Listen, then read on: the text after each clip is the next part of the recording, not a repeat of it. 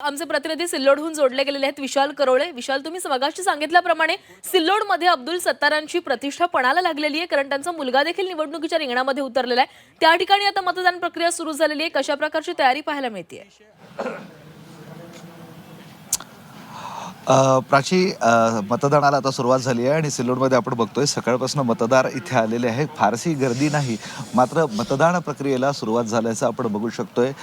लोक आतमध्ये गेले आहेत, मतदानाचा हक्क ते बजावत आहेत. खरं तर मतदान करणं हा प्रत्येकाचा हक्क आहे आणि तो त्यांनी बजावायलाच हवा.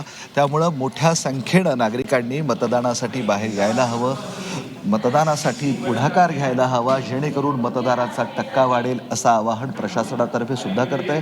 आणि निश्चितपणे झी 24 तास तर्फे सुद्धा आपण हेच आवाहन करूया.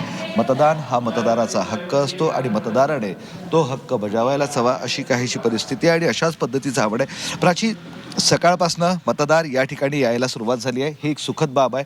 मात्र एक महत्त्वाची गोष्ट आहे आणि आज राज्याचं लक्ष त्याकडे लागलेलं आहे आणि ती महत्त्वाची गोष्ट म्हणजे औरंगाबाद खंडपीठामध्ये आज एक महत्त्वाची सुनावणी आहे.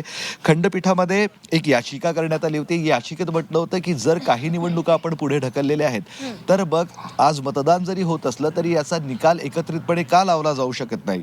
त्यामुळं खंडपीठानं निवडणूक आयोगाला अशी विचारणा केली आहे की आज होणारं मतदान आणि सोबतच 20 डिसेंबरला जो दुसरा टप्पा मतदानाचा होणार आहे ते मतदान, या दोन्ही मतदानाचा निकाल हा 21 डिसेंबरला का लावू शकत नाही. याबाबत आज निवडणूक आयोग दुपारी 12:30 वाजेपर्यंत हायकोर्टामध्ये प्रतिज्ञापत्र सादर करणार आहे, आपलं म्हणणं सादर करणार आहे आणि त्यानंतर याबाबत एक महत्त्वाचा निर्णय होऊ शकतो. त्यामुळे उद्या मतदान मोजणी होणार का याकडे सर्वांचं लक्ष लागलं आहे. मात्र तुर्तास मतदानाला सुरुवात झालेली आहे.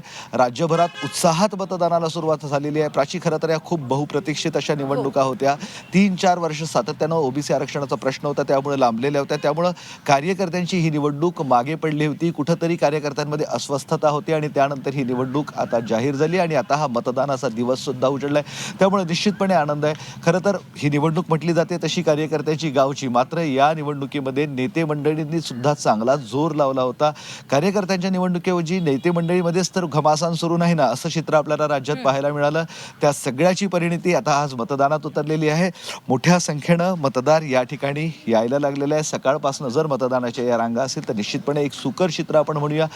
लहान मोठ्यांसोबत ज्येष्ठ मंडळी सुद्धा मतदानाला येते, याचा निश्चितपणे आनंद आहे. तरुण मतदार सुद्धा आपल्याकडे आहे. मित्रा, मतदान प्रत्येकानेच करायला हवं ना? हो, प्रत्येकाने करायला हवं.